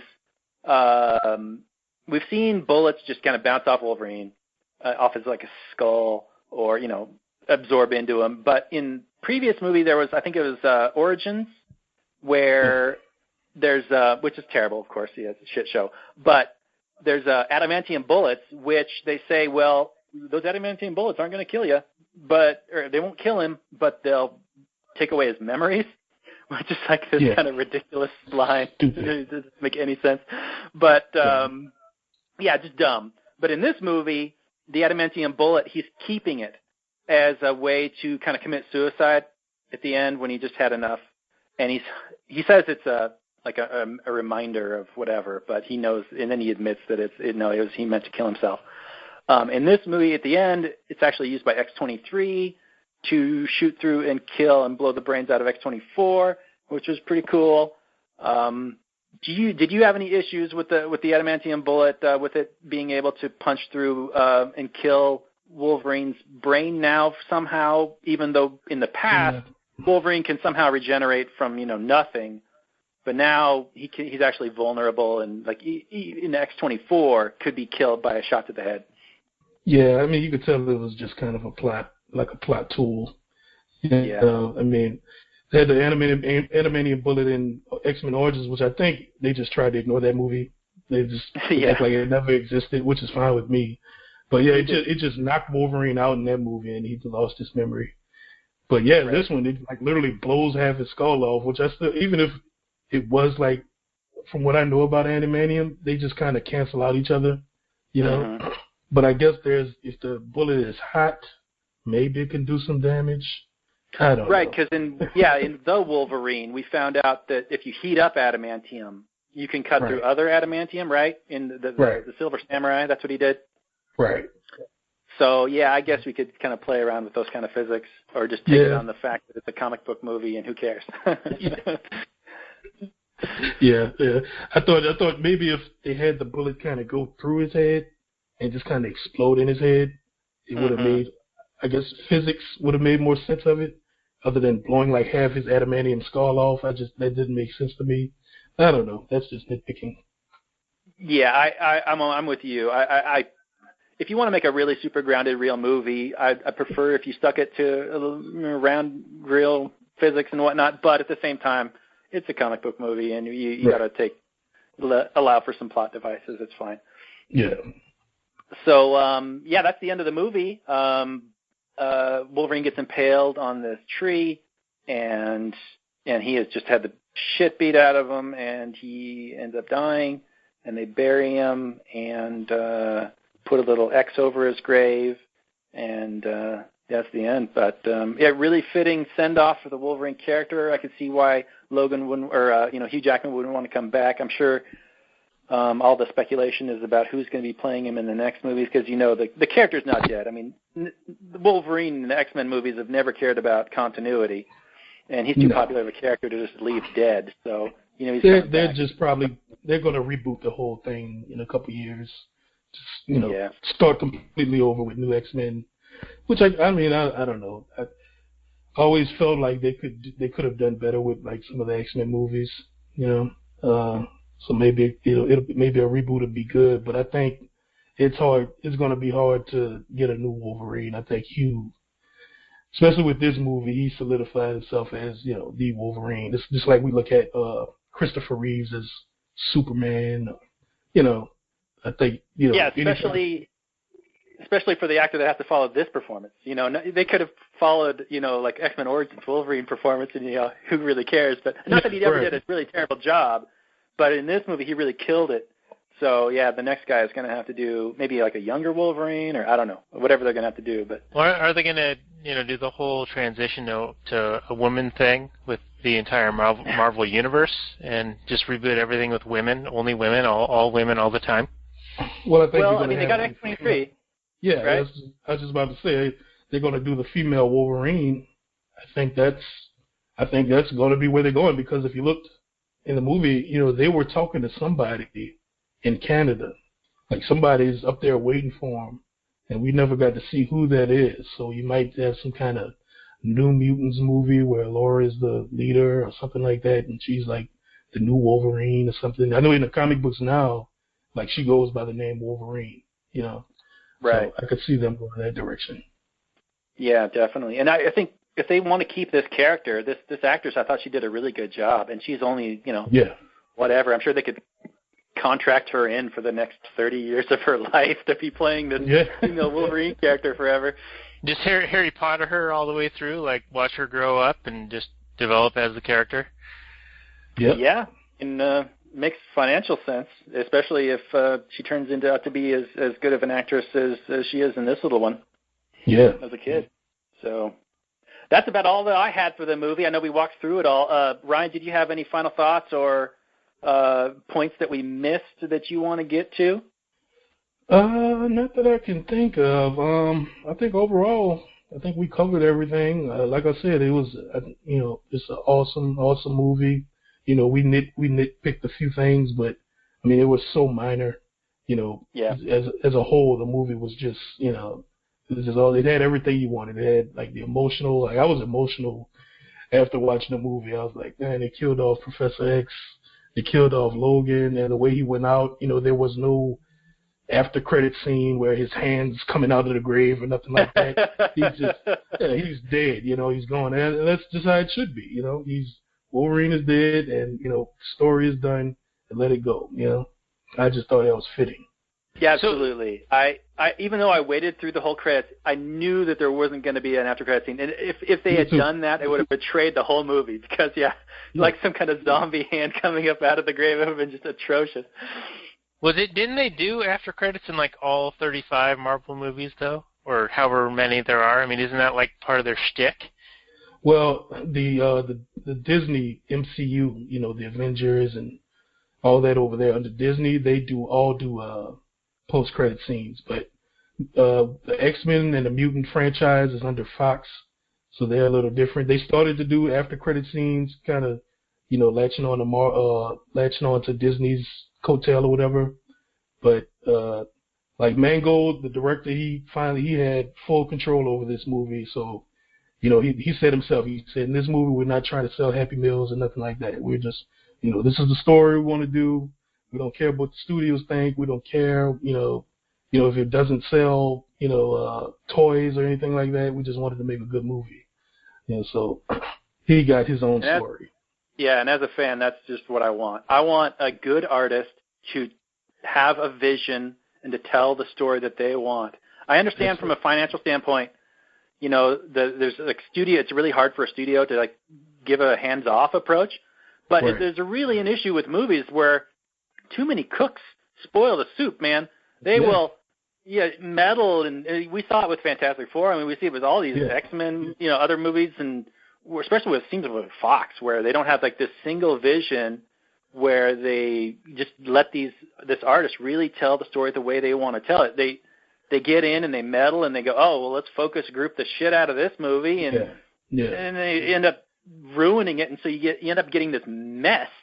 Whereas in Logan, you get the single vision that, it comes through crisp and clean, and you don't get any kind of like, you can just tell it was all what the director wanted, and it's a breath of fresh air. And Fox, for all their terrible movies that they've made, sometimes they luck into good ones with like Deadpool and Logan. And they learned from Deadpool. But I mean, I read even after Deadpool, they were afraid of doing an R-rated Wolverine movie because they were like, hey, Wolverine, kids love Wolverine. We want to, at least be PG-13 so kids could go see it. But look what happened. It's rated R. It was like the highest grossing movie of the year so far, and it's already made like $300 million.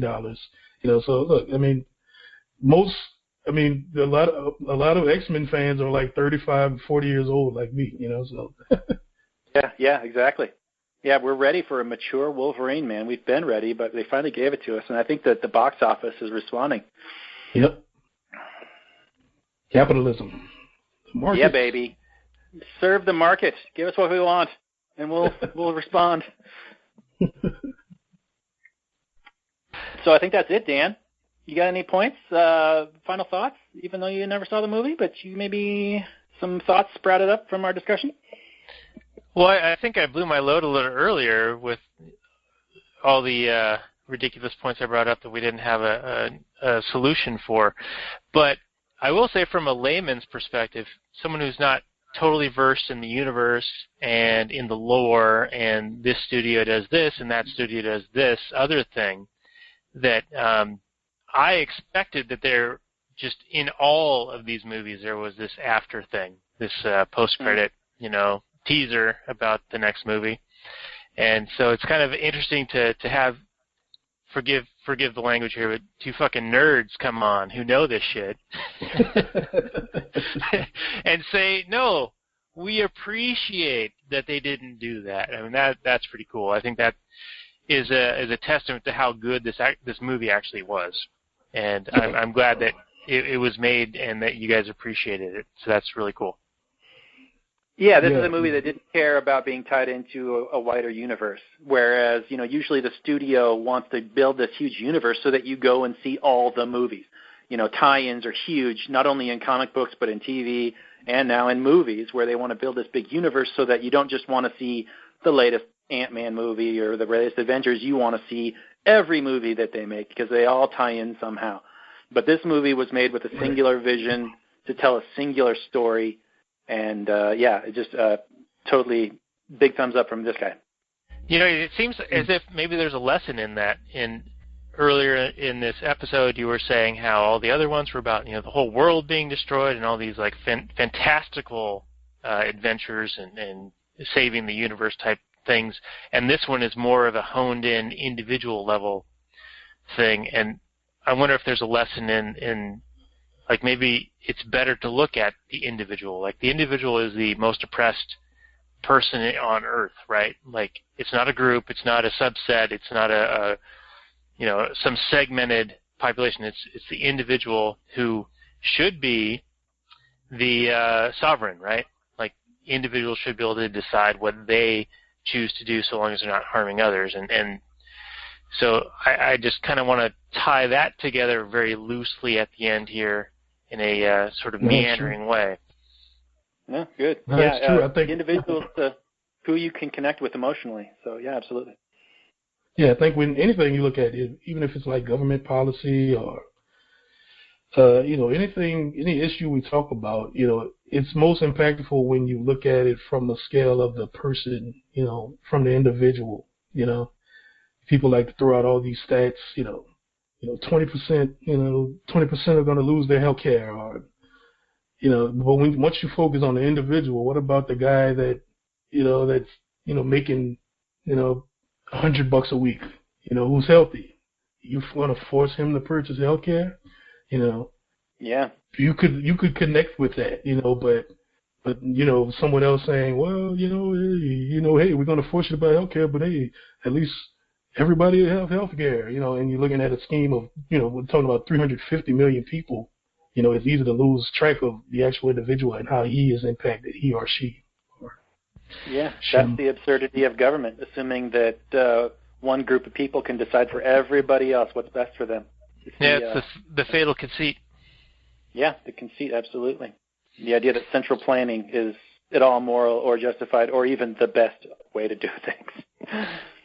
Yeah, there was a story that came out recently that was, I think it was at NYU. This professor was putting this performance on of the debates between Trump and Clinton, but they reversed the genders, and they expected that people would hate Trump even more as a result of this. But it turned out the opposite, to where the person who was acting like Trump but happened to be a woman in this scenario was actually far more likable and approachable, versus the Clinton, who was played by a man this time, came off as like snobbish and like an asshole, like someone you wanted to punch in the face, not like Richard Spencer style, like preemptively Bush doctrine punching a Nazi, but because they were actually saying like stupid shit.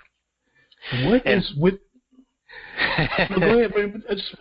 them trying to make Hillary Clinton likable? Like, she's the least likable person ever.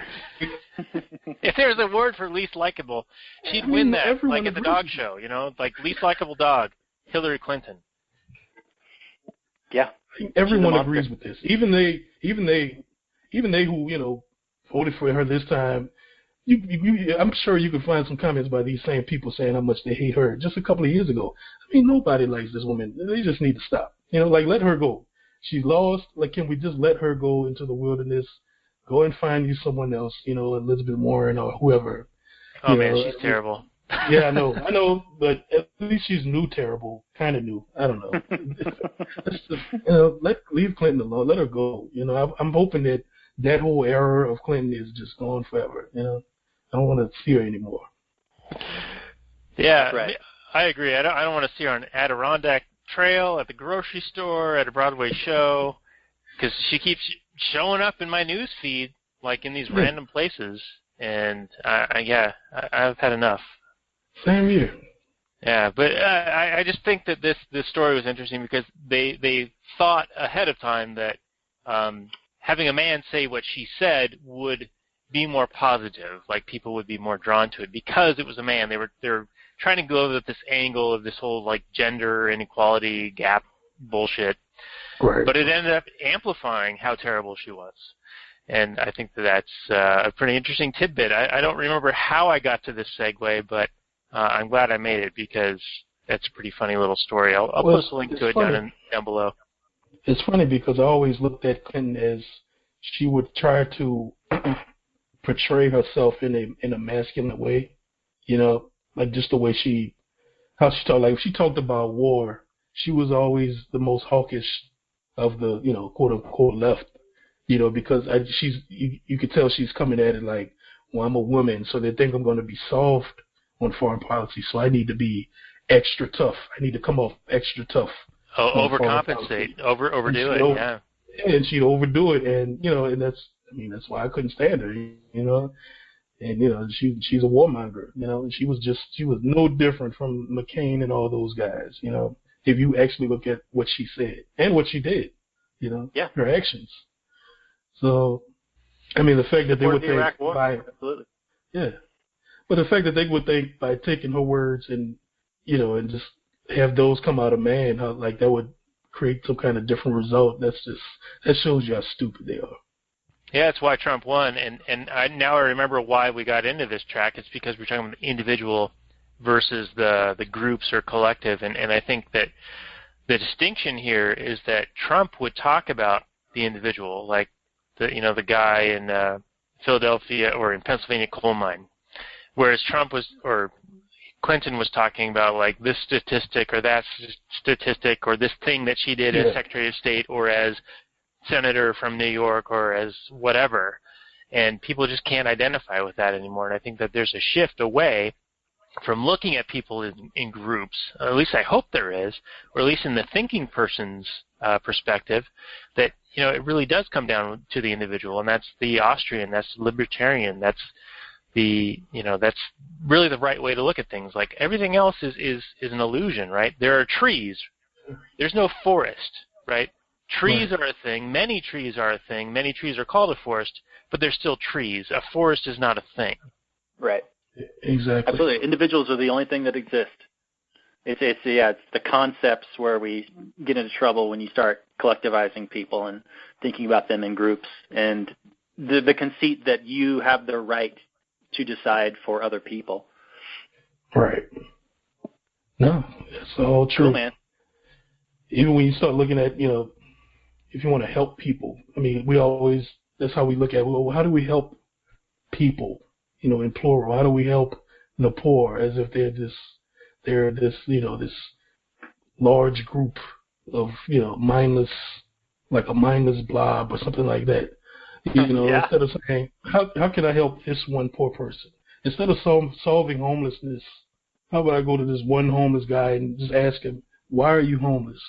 What do we have to do to help you? And maybe you can help, maybe you can't. But if you go to each individual, you'll see how complex the whole situation is. You can't solve homelessness with a government program or with a law or with some kind of, distribution of wealth. It's complex, and any person that thinks they could fix that is obviously, an egomaniac. Yeah. Right, and that's what they accuse Trump of being, as an egomaniac. But yeah, and he is. Don't get me wrong. Like, I'm not saying that Trump is a great guy. I'm just saying between the two choices, because we're always only given two. He was obviously the more freedom-leaning one, or the one who was speaking more individually, and that hit a nerve with people, and that made him more likable.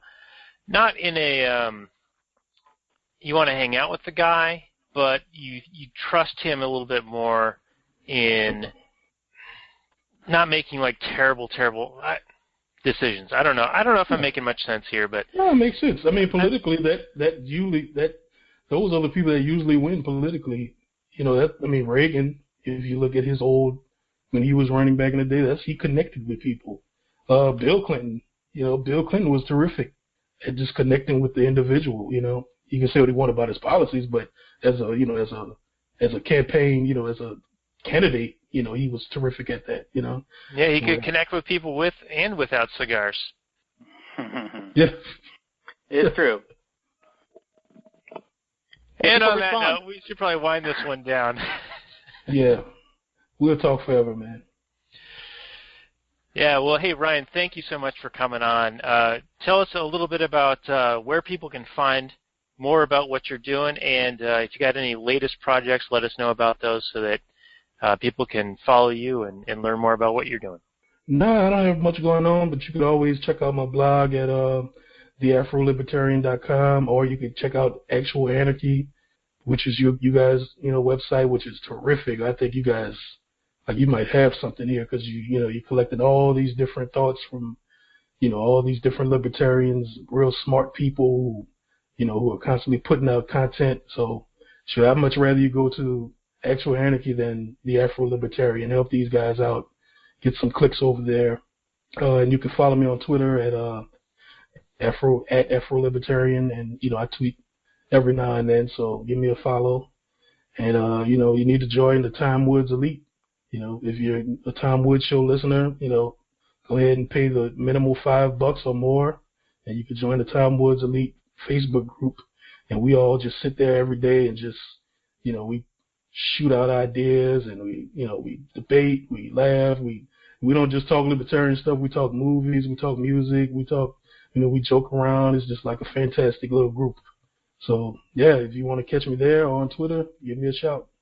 Yeah, speaking of Twitter, I mean, I looked at some of the stuff you do, and you've got some zingers in there. So I tweeted at you, I think today, and I said you were savage.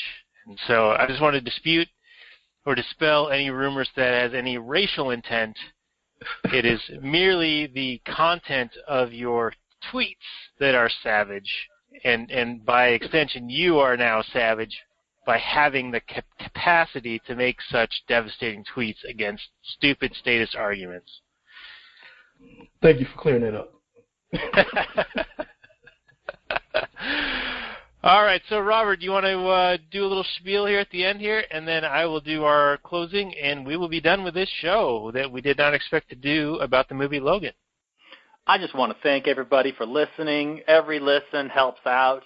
Every review helps out. Every click, every tweet, every message on Facebook, everything you say promoting liberty, promoting individualism, promoting freedom, and promoting us. It's all helpful, and it all gets back to you in the form of more freedom. And we're just all working together. It's fantastic, not in a collective way, in an individual way, but many hands do make light work, and really appreciate you listening to us today. We had a great discussion with the Afro Libertarian himself, Ryan, about the movie Logan. And, really, I recommend the movie. If you haven't seen it, it's been out for a week now. Go out there. Get out there. Check it out. It's really well shot. The sound is really good if you can find a theater with good sound. So I recommend it's a really fast, brutal action. I wouldn't recommend you take your kids to it.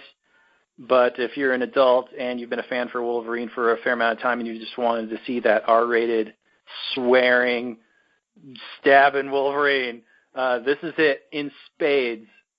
So thanks for listening, my freedom nerds, and take care of yourselves. All right, well, thank you again, Robert, and thank you, Ryan, for coming on and joining us as our guest for a second time around. We do appreciate it, and you're welcome back anytime, even if it's a Western or not. So we've been the Actual Anarchy podcast, so appreciate you guys checking us out, actualanarchy.com and readrothbard.com. Click on any of the Amazon links, and that will help support the show. Give us a like, comment, share, review, subscribe, whatever. That'll help us know which direction we should be headed. Also, check out the Liberty Classroom by Tom Woods. We've got a big link for that on the top right-hand corner of the actualanarchy.com. And we will catch you guys all on the flip side. Thank you very much for joining us, and we appreciate you very much. Peace out, everyone.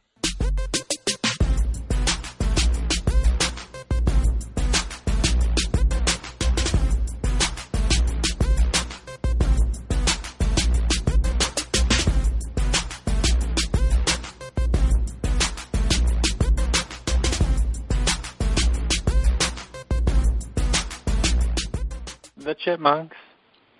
CHIPMUNK. We're the Chipmunks. Guaranteed to brighten your day. Do do do do do do do do do do do.